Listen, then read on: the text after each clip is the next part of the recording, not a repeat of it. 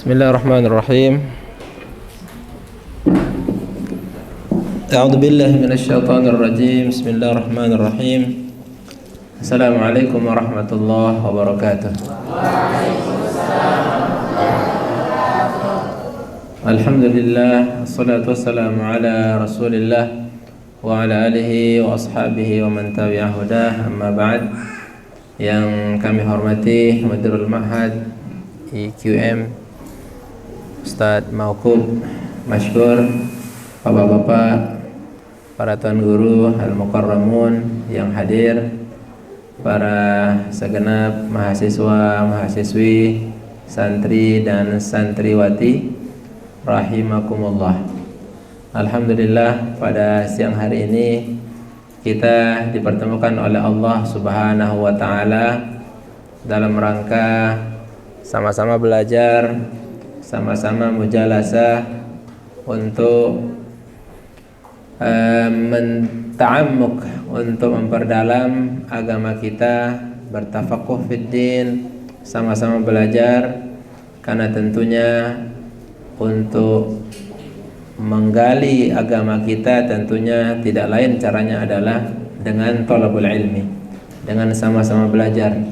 Maka tidak mungkin kita akan bisa beribadah secara sempurna kalau kita tidak bisa mengetahui, tidak tahu bagaimana cara ibadahnya dalam semua hal, dalam semua aspek. Mungkin tentunya dalam bertani, mau maksimal hasilnya tentunya dengan belajar bertani, mau beternak, mau nelayan, apapun juga yang kita usahakan, maka tentunya thalabul ilmi merupakan sebagian bentuk daripada usaha sukses kita dalam mengamalkan amalan tertentu, lebih-lebih dalam ibadah kepada Allah Subhanahu wa taala. Baik, jazakallahu khairan kepada Mudirul Ma'had yang telah menyediakan majal acara ini untuk kita sama-sama belajar.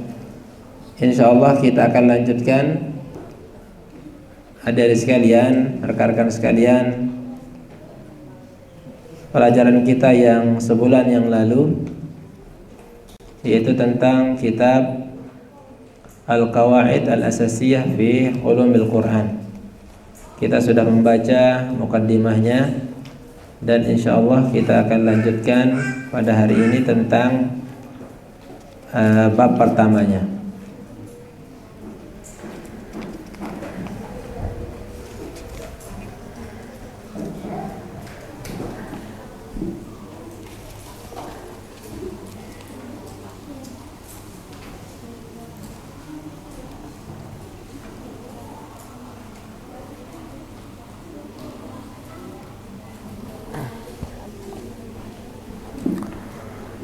Bapak Ibu rahimakumullah, alhamdulillah, pada mukaddimah yang pertama dahulu kita telah sama-sama belajar tentang pentingnya kita belajar tentang qawaid yang mendasar tentang ulumul Quran sebelum kita belajar tafsirul Quran.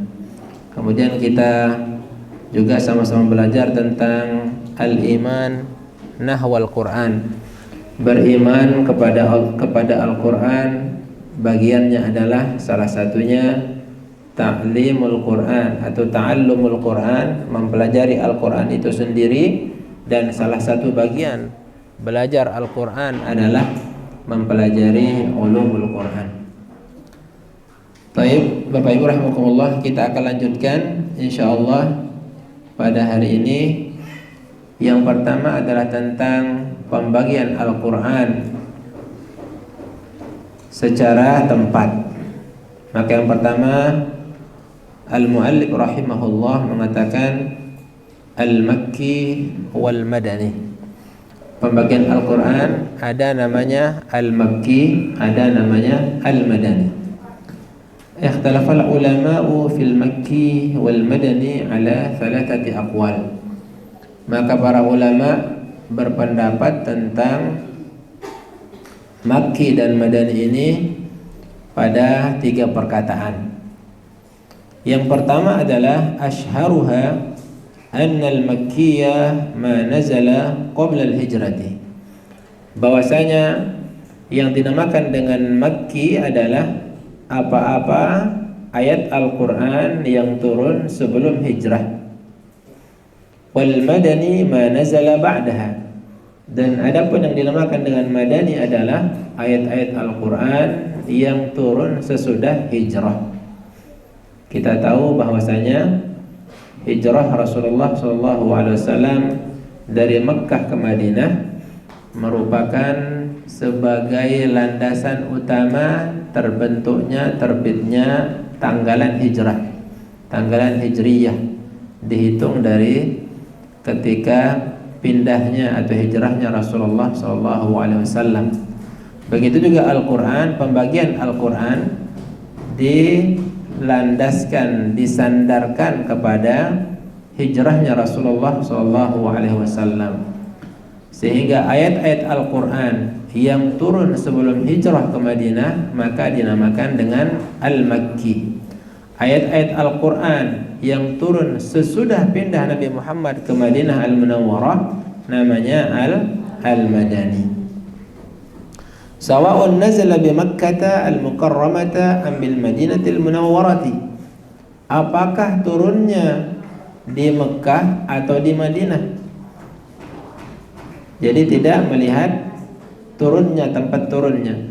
Yang penting kalau dia turun sebelum hijrah Nabi ke Madinah, apakah di Mekah atau di Madinah, maka namanya Al-Makki. Jadi patokannya adalah hijrah. Sebelum hijrah Makki, sesudah hijrah Madani. Apakah dia turun di Mekah atau di Madinah. Amul Fathi atau Am Hajjatil Wada, tahun pembuka, Amul Fathi, ketika dibuka Mekah oleh Rasulullah SAW. Itu namanya apa? Itu terjadi sesudah di Madinah ketika ingin membuka Mekah.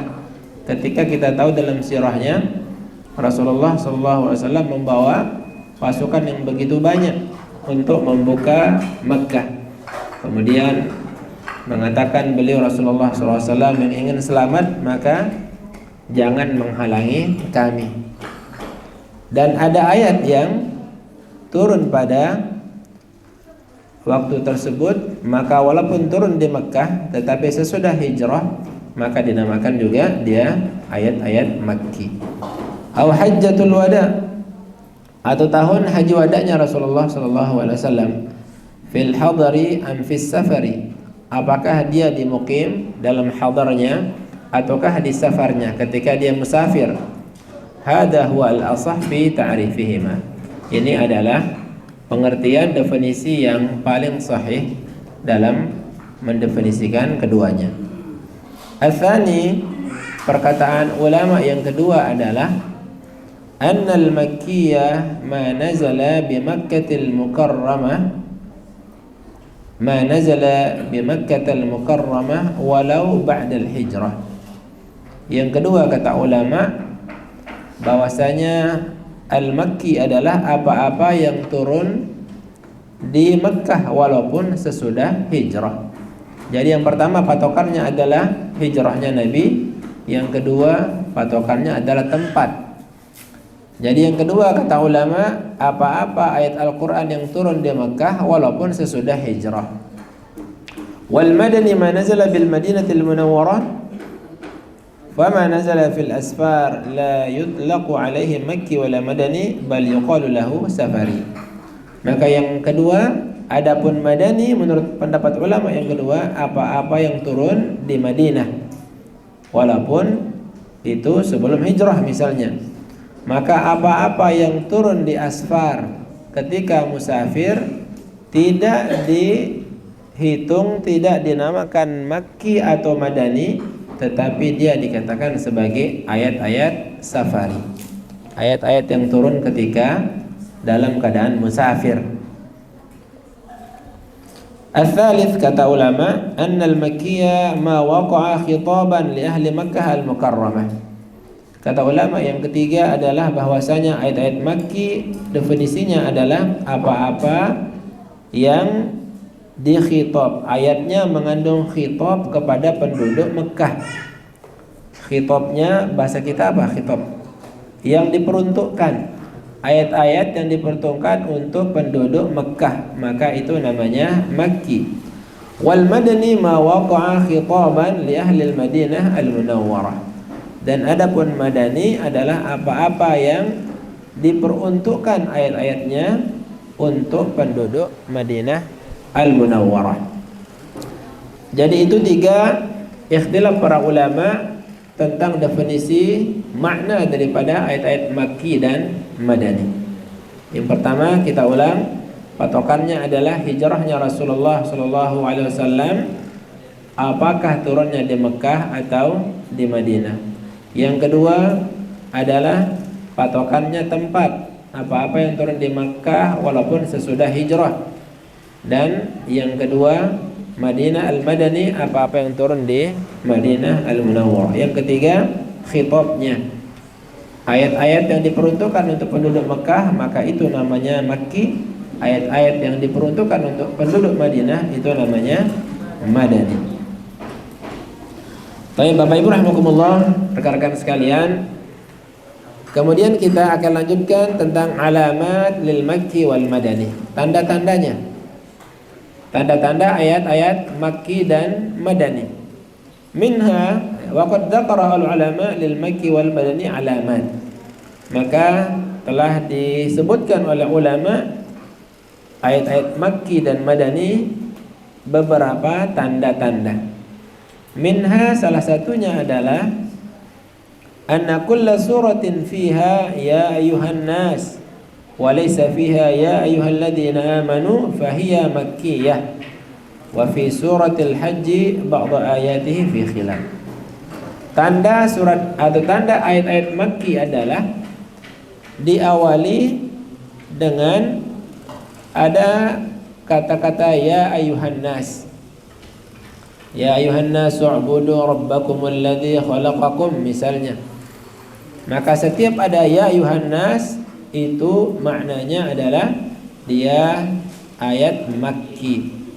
Karena kalau ditinjau dari sejarah, ketika di Mekah maka belum banyak umat Islam, masih sedikit pengikut Rasulullah SAW, sehingga ayat-ayatnya mengandung manusia secara umum, ya ayuhan nas. Kemudian di surah Al-Hajj dia memiliki ada beberapa pendapat ulama yang berbeda tentang ya ayuhan nas. Tanda yang kedua, Bapak Ibu rahimakumullah, anna kulla suratin fiha kalla. Kalau ada di ayatnya ada kata-kata kalla, maka dia juga termasuk makkiyah. Ayat-ayat yang Makki. Coba rekan-rekan mahasiswa yang laki-laki sebutkan ayat Al-Quran yang ada kalla. Kalla saufa ta'lamun. Kalla innal insana la yatgha. Terus kalla yang ada di surat Al-Mutaffifin, rekan-rekan mahasiswi. Mutaffifin ada kallanya juga enggak?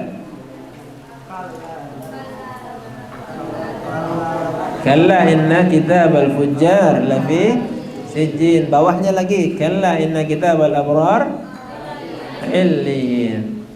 Kalla di surah Al-Qiyamah misalnya kalla bal rana ala qulubihim ma kanu yaksibun.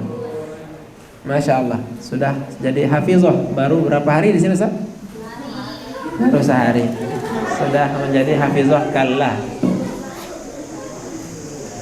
Yang santriwati yang sudah 6 tahun kalah ya. Atau mungkin adik-adik isar, dia mengalah kepada kakak-kakak kelasnya. Ada sifat ithar wa yu'thiruna ala anfusihim walau kana bihim. Apa adik-adik? Walau kana bihim lah sedang nganget kacang lah singan. Apa walau kana bihim khasasah. Jadi sifat ithar adalah mengutamakan teman yang lain daripada dirinya sendiri. Tetapi kata ulama, itsar fil khair makruh. Itsar dalam kebaikan dibenci. Jadi ulama mengatakan itsar fil khair makruh. Itsar dalam kebaikan itu makruh, dibenci. Misalnya ada kota amal jalan, wah sida wah bersedekah dulu nanti saya belakangan. Itu dibenci dia karena makruh. Karena dalam kebaikan jangan kita itsar, harus kita tasabuk, harus berlomba-lomba dalam kebaikan. Baik, kemudian selanjutnya adalah wa minha anna kulla suratin fiha qissatu Adam alaihi salam wa iblis fahiya makkiyah siwa surah Al-Baqarah. Di antara tanda-tanda ayat Makkah atau ayat Makkiyah adalah kalau ada di dalamnya cerita Nabi Adam dan iblis. Kalau ada cerita Nabi Adam dan iblis, maka dia disebut ayat-ayat Makkiyah. Siwa, kecuali di surah Al-Baqarah. Maka semua surat yang ada cerita Nabi Adam alaihissalam dan ada cerita iblis, maka dia termasuk Makkiyah.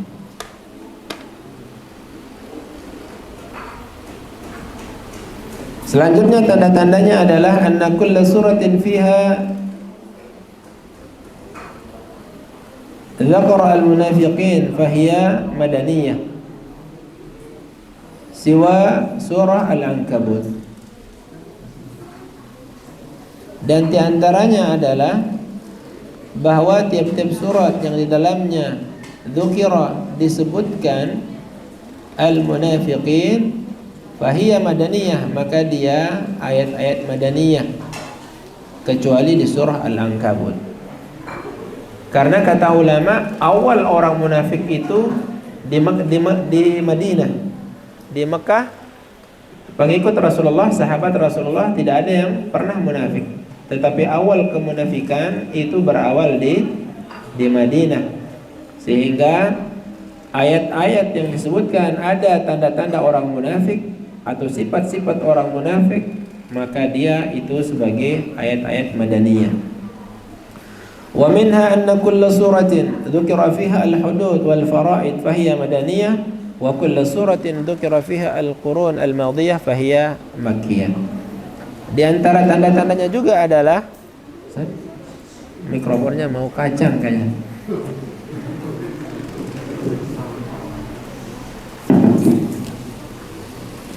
Di antaranya adalah setiap surah yang disebutkan di dalamnya ada had, ada hudud, dan ada faraid, ada miras, ada pembagian warisan.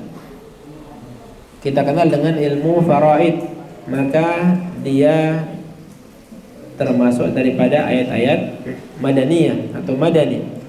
Dan setiap surat yang disebutkan di dalamnya al-qurun al-madiyah atau masa-masa zaman yang lalu, maka dia disebut Makkiyah. Dia termasuk ayat-ayat Makki.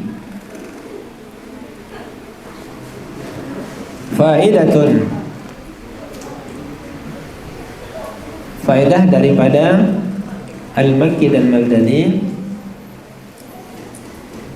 Al-Muallif rahimahullah mengatakan nazalat bil Madinatil Munawwarah 29 surah. Turun di Madinah Al-Munawwarah itu ada 29 surah.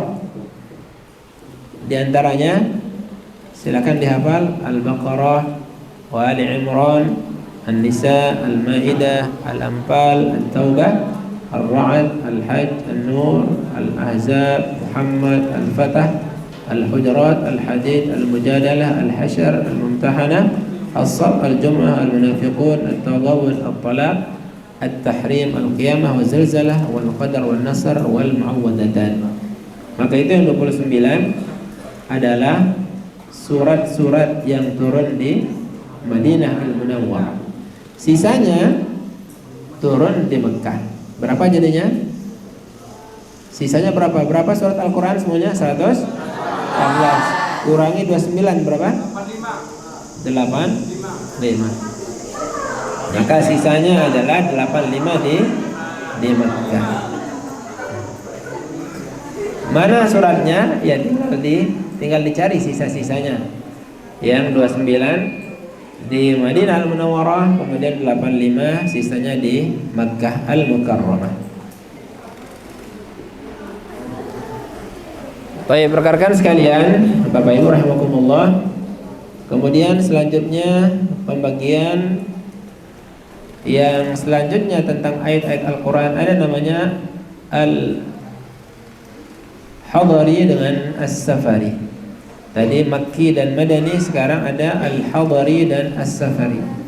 Wal-Hadari ma nazala fil hadar, was-Safari ma nazala fis safar. Yang dimaksud dengan Al-Hadar, ayat-ayat hadar adalah ayat-ayat hadari, adalah ayat-ayat Allah Al-Quran yang turun ketika di hadar, ketika mukim, ketika berada di tempat tinggalnya, bukan dalam keadaan musafir. Dan ayat-ayat safari adalah ayat-ayat Al-Quran yang turun ketika Rasulullah SAW musafir. Wa amma safari falahu amthilah.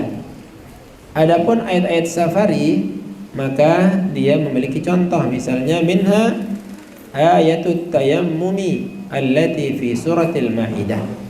Ayat-ayat yang berkaitan dengan tayammum, maka dia itu berada di surah Al-Maidah. Awwaluha ya ayyuhalladzina amanu idza qumtum ila shalah titik. Coba rekan-rekan mahasiswa mungkin lanjutkan. Idza qumtum ila shalah faghsilu ilal marafiqi wamsahu. Terus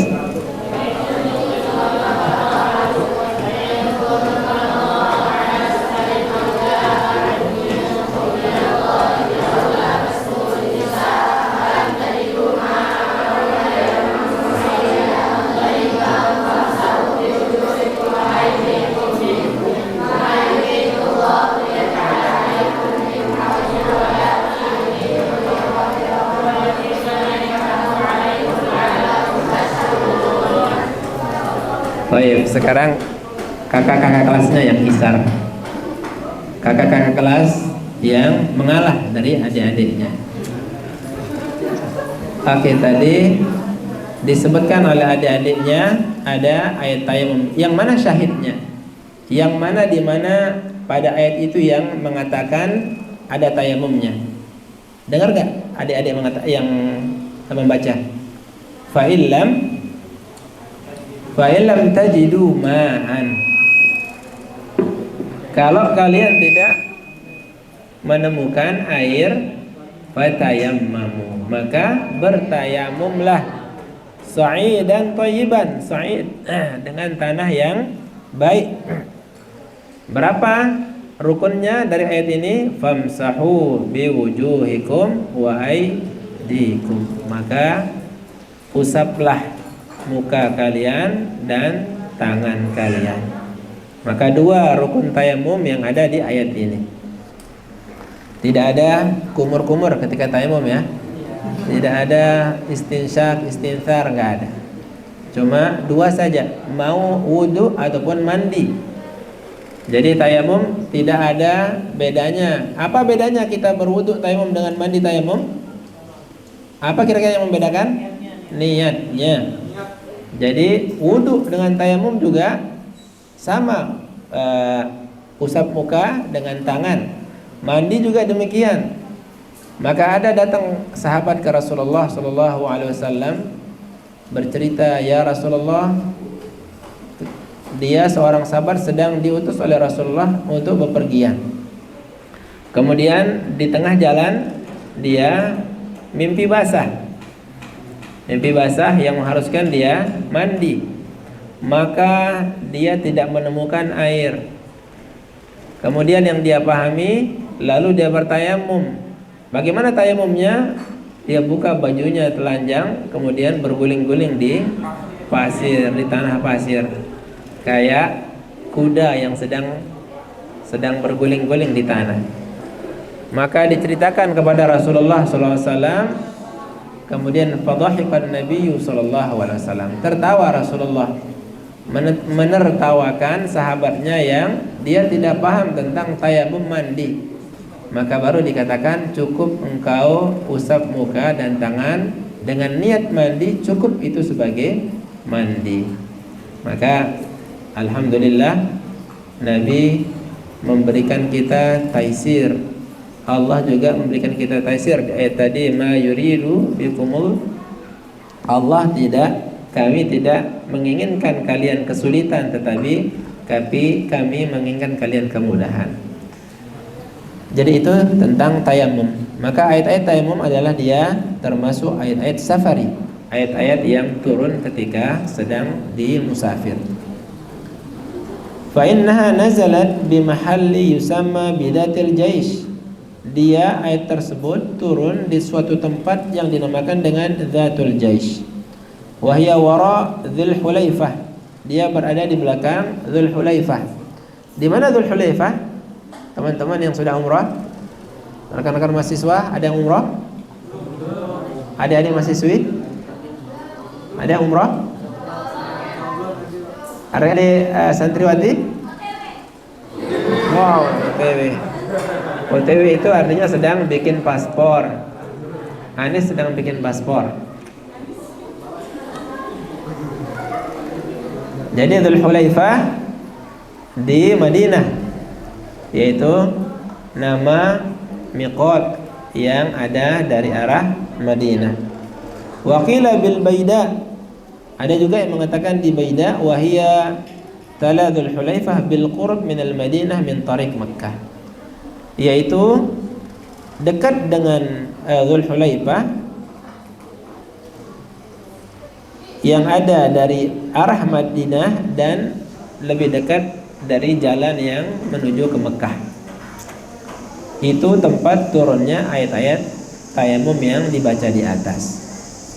Kemudian yang kedua, salah satu ciri daripada ayat safari adalah wa minha suratu al-fathi. Surah al-Fatah nazala fi sya'nil Hudaybiyah fi Qira'il Ghamim, yaitu surah Al-Fatah turun ketika ada Hudaybiyah di Qira'il Ghamim. Wadun bainahu wa bainal Madinah nahu 170 milan, yaitu sebuah lembah di antara Mekkah dan Madinah, kira-kira 170 mil. Di antara Madinah dan Qira'il Ghamim tadi. Wa bainahu wa baina Makkah nahu 30 milan, dan di antara dia dan Mekkah itu sekitar 30 mil. Wa min Usfan ilahi 3 amil, dan dari Usfan itu jaraknya sekitar 3 mil. Itu letak lokasi turunnya surah Al-Fatah. Wa amthilatul hadari katsiratun liqanhi al-asl fala yahtaj ila tamthil liwuduhihi. Maka contoh-contoh al-hadari banyak sekali. Adapun yang safari tadi di atas, yaitu ayat-ayat tamum, dan kedua surah Al-Fatah. Adapun yang hadari banyak dikatakan oleh muallif rahimahullah, dan tidak la yahtaj, nunit, tidak butuh untuk diterangkan. Artinya sisa dari safari maka dia dihukumi sebagai hadari. Jadi pertama Makki dan Madani, kedua ada hadari dan safari.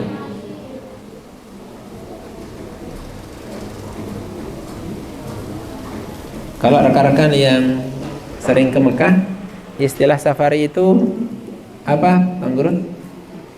Kalau di Mekah kita bilang safari, kita bilang kita lagi ke mat'am, lagi ke rumah makan, saya ini safari gitu.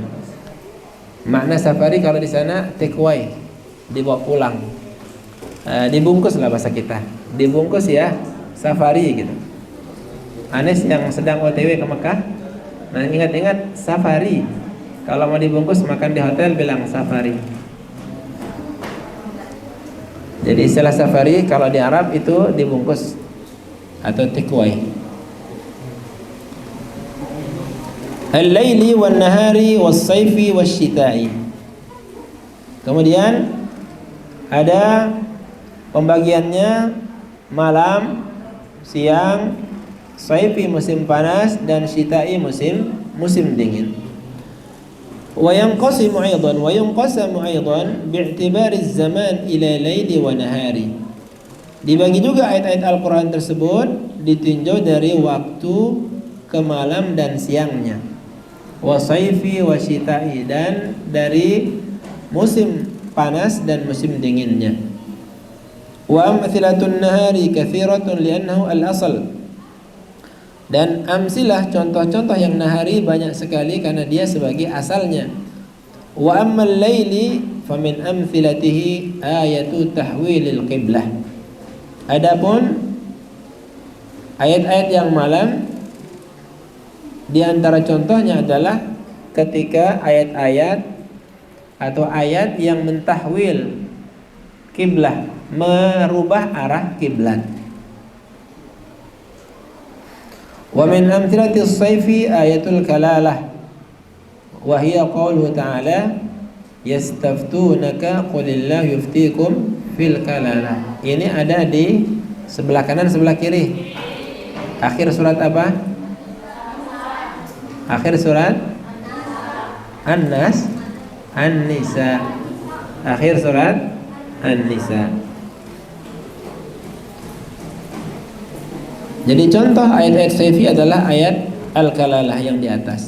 Wa sammahan Nabi sallallahu alaihi wasallam bi ayatis sayf. Maka dia dinamakan oleh Nabi sallallahu alaihi wasallam dengan ayat musim panas.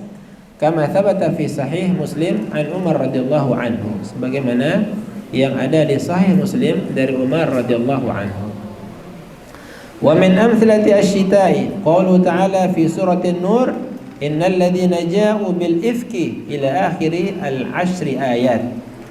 Dan di antara contoh ayat-ayat yang syita'i yang musim dingin adalah perkataan Allah di surat An-Nur, innal ladzina ja'u bil ifki.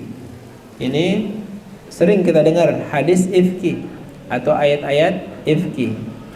Rekan-rekan adik-adik saya bilang, bolehlah adik-adik. Rekan-rekan mahasiswi pernah dengar ayat ifki? Bercerita tentang apa? Yang laki-laki mahasiswa? Difitnahnya siapa? Santriwati. Pernah dengar? Ada ayat-ayat ifki dalam Al-Quran dan kita sering mendengar para penceramah menyampaikannya. Ya, bercerita tentang Aisyah radhiyallahu anha. Siapa Aisyah? Istrinya Rasulullah. Siapa bapaknya? Abu Bakar As-Siddiq. Jadi Aisyah adalah satu-satunya istri Rasulullah yang perawan. Sisanya adalah babalu dia. Sisanya adalah janda. Jadi satu-satunya istri Rasulullah sallallahu alaihi wasallam yang perawan. Maka kalau teman-teman yang ingin berniat poligami, cari yang janda, ikuti Rasulullah SAW. Jangan cari yang perawan, karena Rasulullah mempoligami yang janda. Teman-teman mahasiswa sudah menikah semua? Rasulullah menikah pertama dengan siapa istri Rasulullah pertama? Khadijah perawan atau janda? Janda.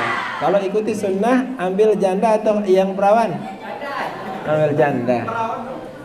Kalau mengikuti Rasulullah Sallallahu Alaihi Wasallam. Itu refreshing saja. Tetapi materi ini digemari oleh bapak-bapak aja. Ibu-ibu dia sensitif sedikit.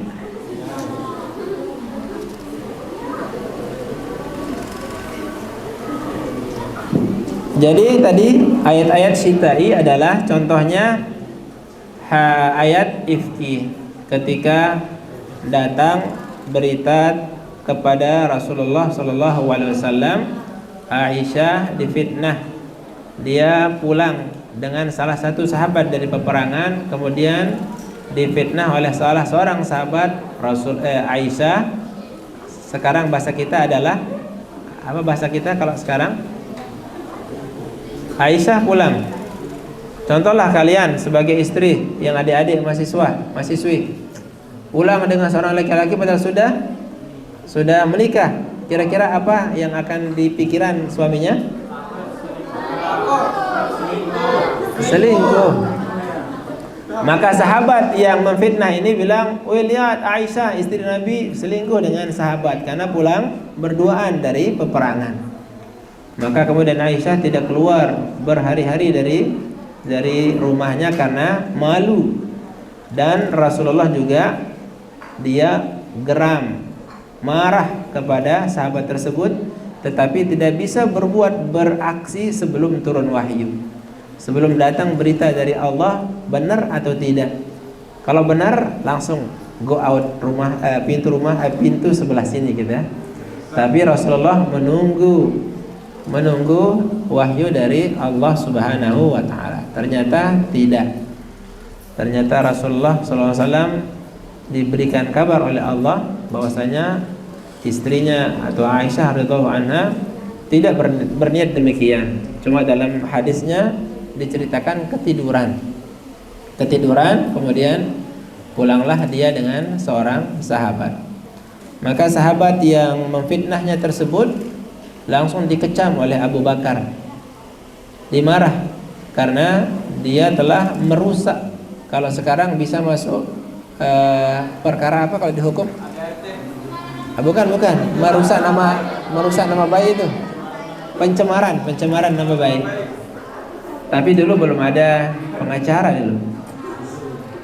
Jadi dirusak nama baiknya Aisyah radhiyallahu anha. Padahal sahabat yang memfitnah ini setiap hari dibantu oleh Abu Bakar, setiap hari diberikan makan oleh Abu Bakar As-Siddiq. Tetapi karena dia nggak suka, namanya orang nggak suka, mau dia udah dibaikin, udah dikasih apapun, tetap aja dia memfitnah. Maka kemudian Abu Bakar mengatakan kepada Rasulullah, mulai hari ini aku akan berhenti berbuat baik kepada sahabat ini. Aku tidak akan mengasih dia lagi makanan, tidak akan membantunya dan seterusnya. Maka turun ayat Allah Subhanahu wa taala, saya lupa di surat apa. Bagaimana Ustaz bunyinya? Surat apa? Apa bunyi ayatnya? Yang maknanya adalah bahwasanya engkau memaafkan dia lebih baik. Engkau memaafkan orang yang memfitnah anakmu itu lebih baik daripada engkau akan tidak memberikan makanan atau akan memutuskan kebaikan yang kamu akan berikan kepada dia. Maka itu makna ayatnya. Nah, maknanya adalah kemudian para ulama mengambil kesimpulan, kita yang punya muamalah, ada pernah terjadi konslet dengan kawan kita, jangan pernah mengira bahwasanya kalau ada mengatakan nanti saya tuntut di akhirat, bersiak sedikit, konslet sedikit dengan teman, apakah gara-gara buku, gara-gara apa, gara-gara sil di kos, gara-gara makanan, kemudian gara-gara tongkol, terserah lah, gara-gara apa, kemudian mengatakan saya tidak maafkan kamu sampai akhirat. Maka kalau kita kembali kepada cerita Abu Bakar saja dinasihat, diberikan diberikan nasihat oleh Allah bahwasanya engkau memaafkan dia lebih baik. Apalagi kita yang hanya sebagai umat Nabi Muhammad biasa, bukan para sahabat. Tentunya kita harus lebih bisa untuk meneladani Rasulullah bagaimana memaafkan orang-orang di sekitarnya. Abu Bakar juga bagaimana bisa memaafkan rekan-rekan sahabat-sahabat di sekitarnya. Baik, kemudian sekarang kita akan masuk kepada bab awwalu ma nazal. Ayat-ayat Al-Qur'an yang pertama kali turun. Ukhtilifa fi awwal ma nazal min al-Qur'an ala aqwal. Berbeda pendapat pada ayat pertama turun daripada Al-Qur'an daripada beberapa perkataan. Al-qaulul awwal wa huwa as-sahih. Pendapat yang pertama dan ini adalah yang paling sahih, kata al-muallif, Iqra bismi rabbikal ladzi khalaq. Khalaqa. Coba dibaca adik-adik mahasiswa sama santriwati.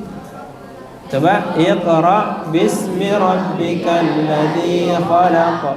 Khalaqal insana min 'alaq. Iqra wa rabbukal akram. Alladzi 'allama bil qalam. 'Allamal insana ma lam ya'lam. Ya, stop. Sampai 5 ayat.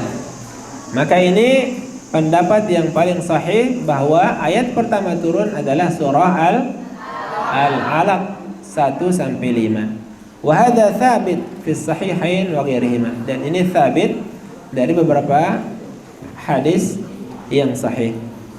Fa an Aisyah radhiyallahu anha annaha qalat. Dari Aisyah radhiyallahu anha bahwasanya dia berkata, awwalu ma bada'a bihi Rasulullah sallallahu alaihi wasallam min al-wahyi ar-ru'ya as-salihah fi an-naum. Bahwasanya awal dimulai Rasulullah sallallahu alaihi wasallam mendapatkan wahyu adalah ar-ru'ya as-salihah, yaitu mimpi yang bagus fi an-naum, dalam tidurnya. Jadi beliau mimpi ar-ru'ya as-salihah, yaitu mimpi ketika tidur. Fakana la yara ru'yan illa ja'at mithla falaqis subhi. Maka tidaklah dia melihat suatu mimpi kecuali seperti datang falaqis subhi. Thumma habbaba ilaihi al-khala wa kana yakhlu bi ghari Hira. Kemudian setelah dia mendapatkan mimpi yang bagus tadi, kemudian apa istilahnya, di dalam hatinya kepingin untuk dia lebih menyendiri.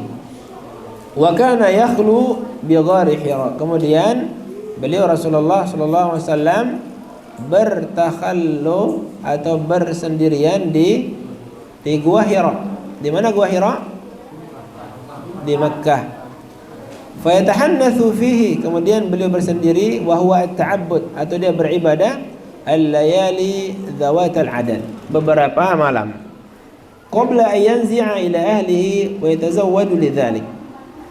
Thumma yarji'u ila Khadijah wa yatazawwadu limithliha. Jadi beliau berbolak-balik beberapa hari di atas Gua Hira, balik lagi ke Khadijah, pergi lagi. Hatta ja'ahu al-haq wa huwa fi ghari Hira, sampai datanglah kebenaran dan beliau berada di Gua Hira. Faja'ahu al-malak faqala, datanglah malaikat, kemudian malaikat itu berkata, qala iqra. Malaikat mengatakan, iqra ya Muhammad, bacalah.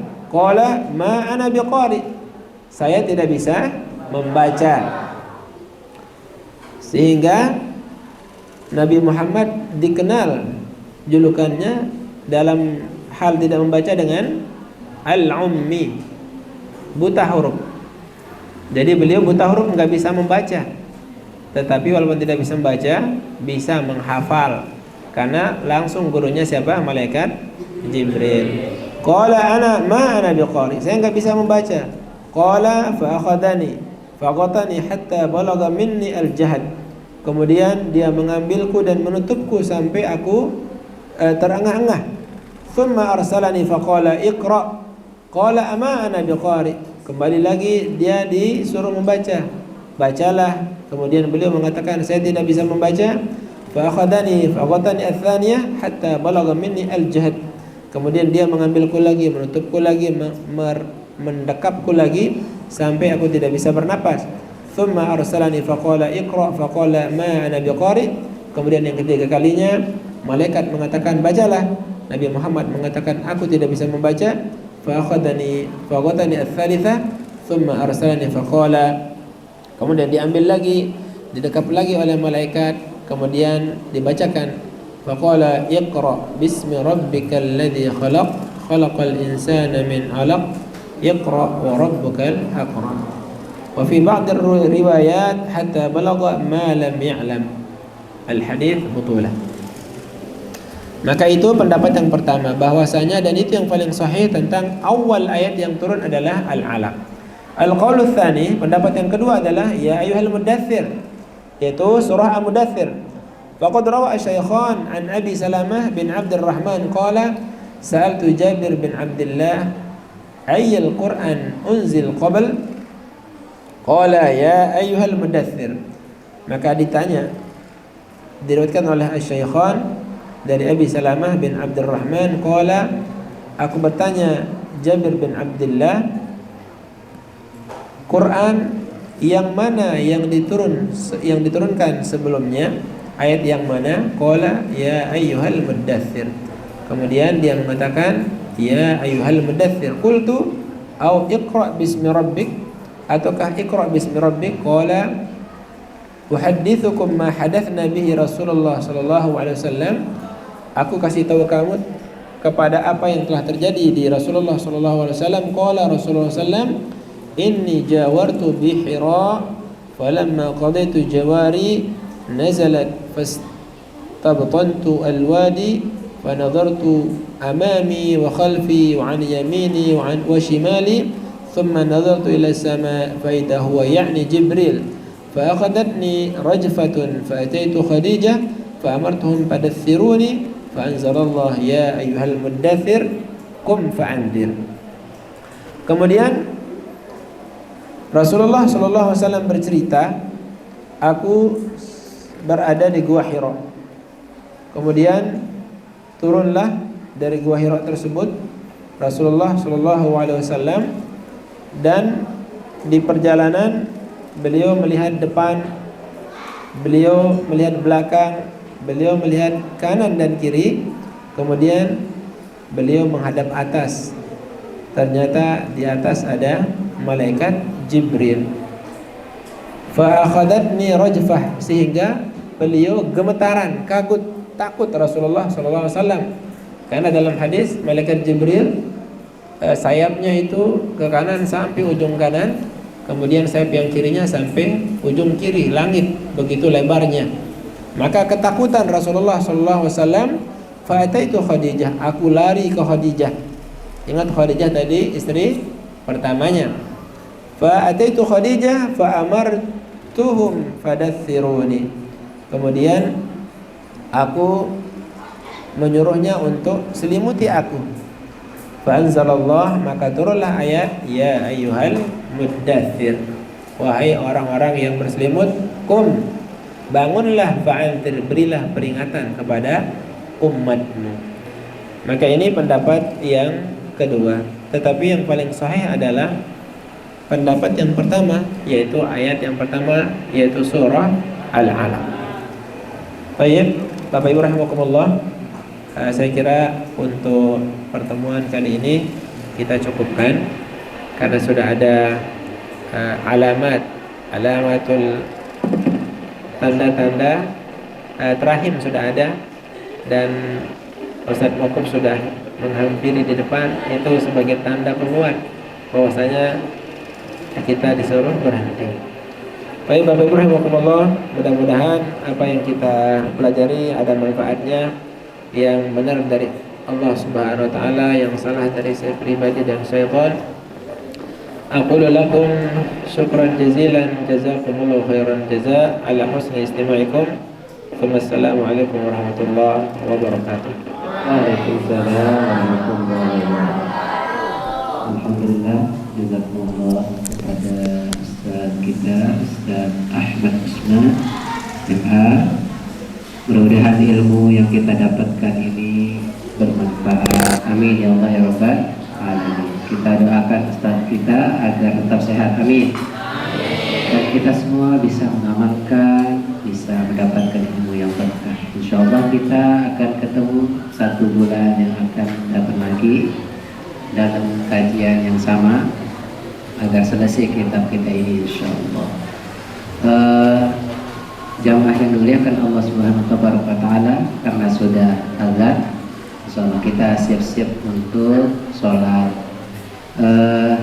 Kita minta kepada adik-adik, anak-anak atau para pejuang Al-Quran agar